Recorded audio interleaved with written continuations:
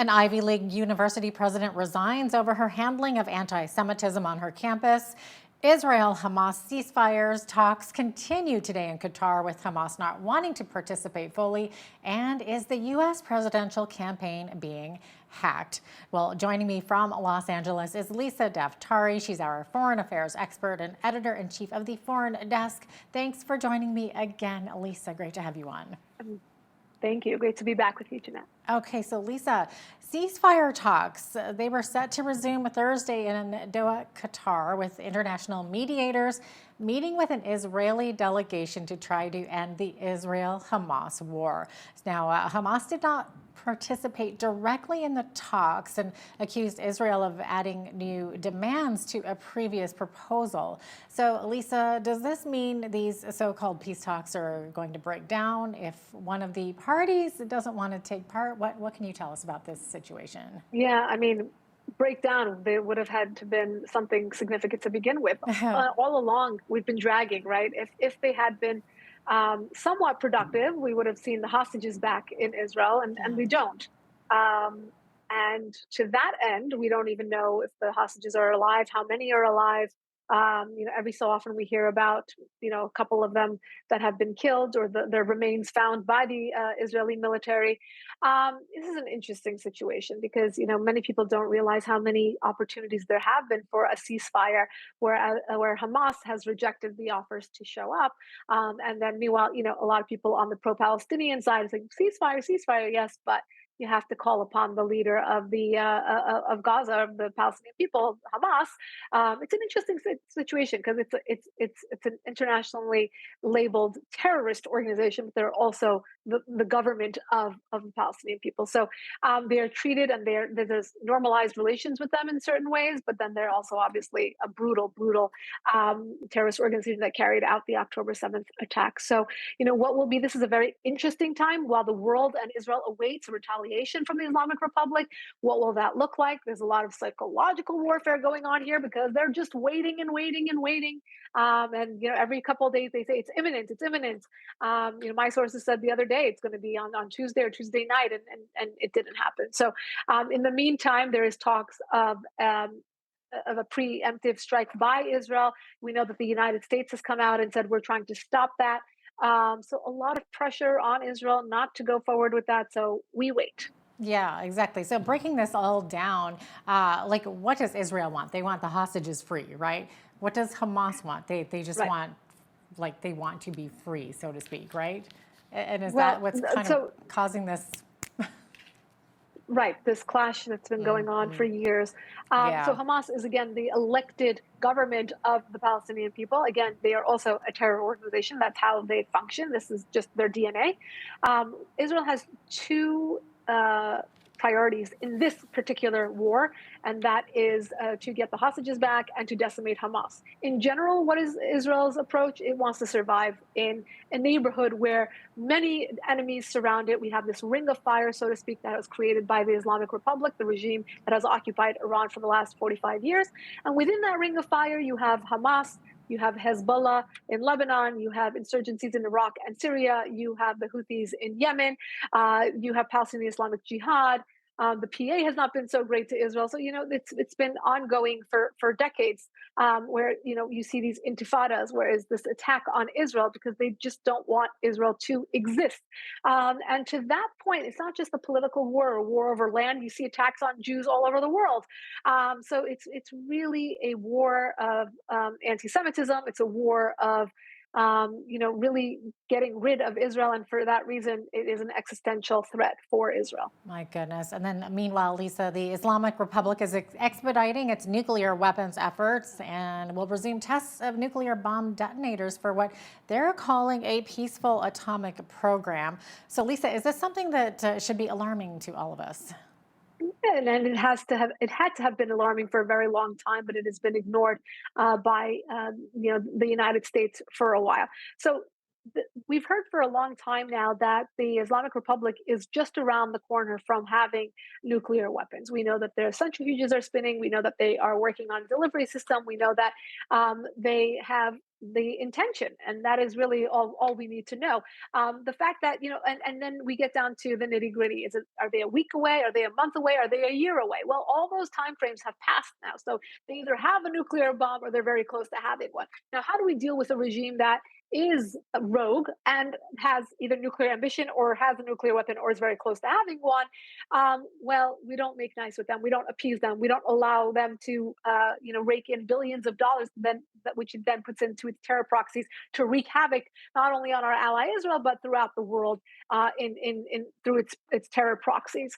That is what, in terms of policy. When we look at Europe, at the United States, they have many times over the last 45 years that the regime has been in power, have appeased them, have ushered in this political Islam, have allowed this normalization to occur. And the removal of those sanctions is what has allowed Iran to sell oil, sell weapons to Russia, and rake in billions of dollars, which was used on October 7th as well.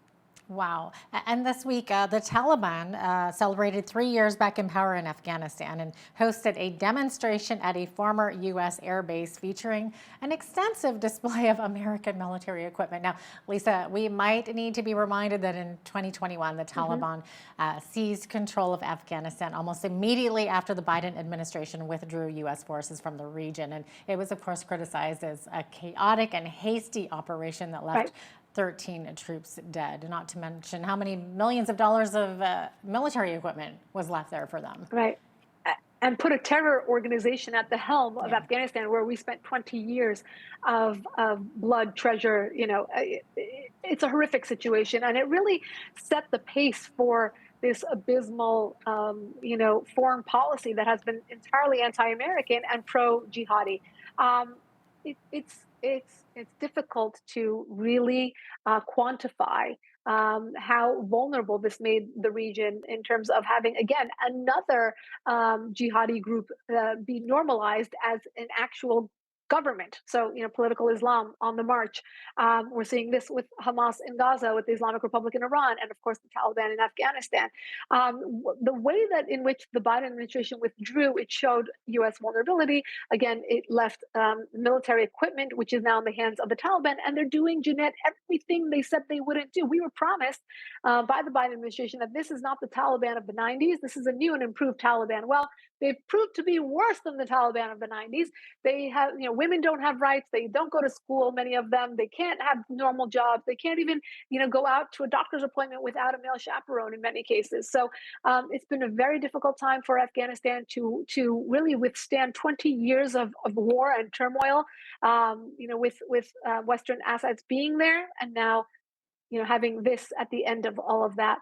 So it's extremely important to mark that it has been 3 years, but the consequences carry on.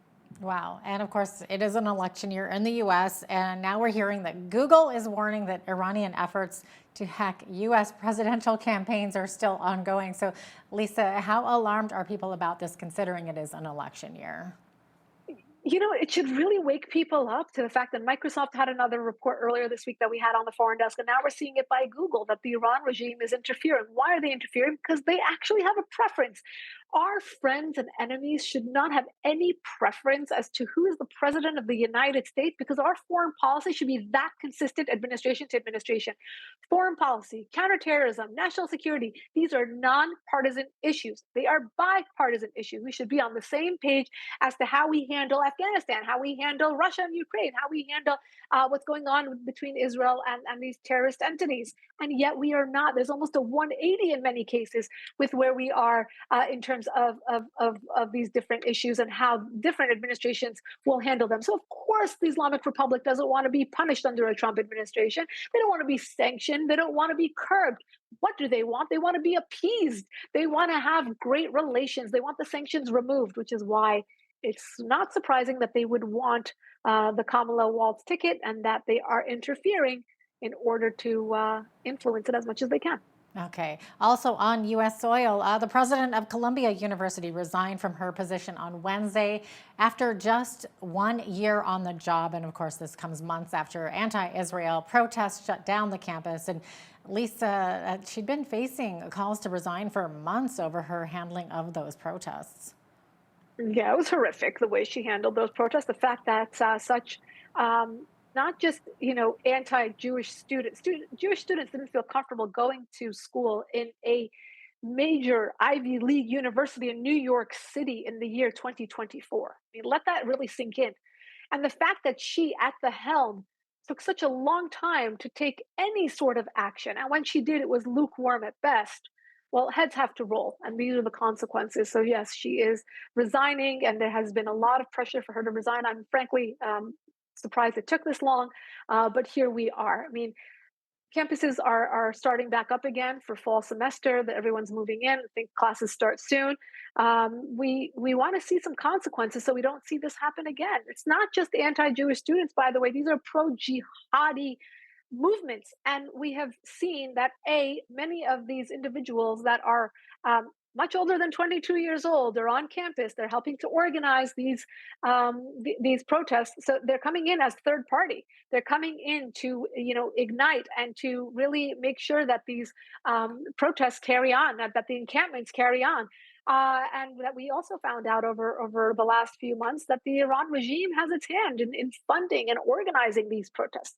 The irony, Jeanette, of the Islamic Republic cracking down on its own college students inside Iran, killing them, hanging them, putting them in prison, maiming them, taking their eyes out for speaking out against the government. And here they are recruiting American college students as their useful idiots to do their dirty work and to promote them and to organize and fund and pay for their demonstrations. It's mind-boggling, really mind-boggling.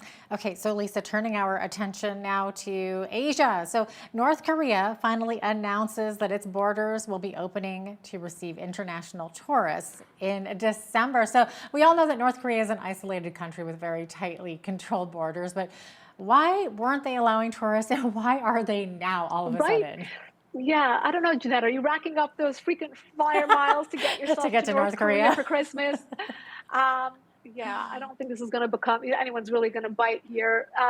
It's an interesting statement to make. Perhaps we knew that Donald Trump, for example, had warmer relations with North Korea. It didn't lead to much, but the fact that a U.S. president stepped foot in North Korea, the fact that they were able to write letters back and forth and have a conversation, it was we were kind of flirting with the idea of opening up to North Korea. They have shown very different behavior in the last 4 years, but perhaps that's what they're going for, to say, well, this is what could potentially be.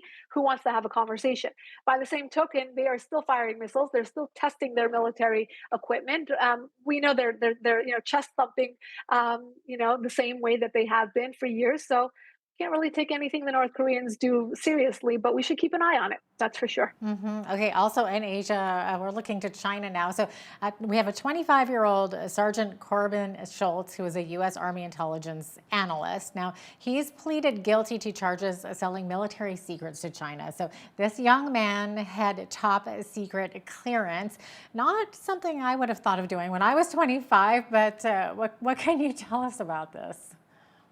It's interesting. This is one case that we covered at the Foreign Desk. There have been many cases like this in the past, and it's always having to do with Russia, China, and Iran's regime. Why?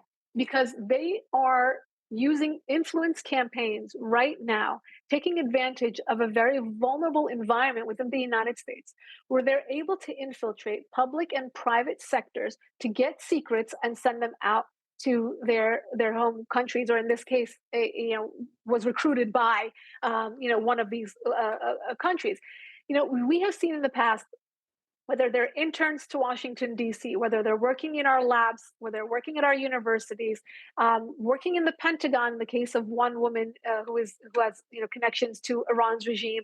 She's still working there. She has top security clearance, and she's exchanging emails with Iran's foreign minister.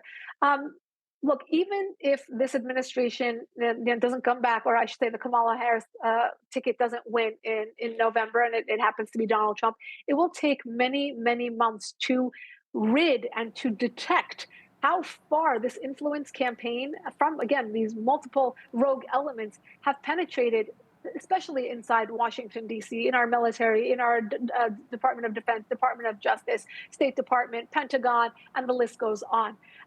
So, it really speaks to this culture that we have almost boasted about here in the United States. I know Canada feels the same way, where we're very inclusive, right? So if somebody is from a different country or they have lived in a different country, we very much want to welcome them and say, wow, we have an intern from China, we have an intern from Iran, we have an intern from Russia. It's what we like to do here. We are a melting pot. We like to be diverse.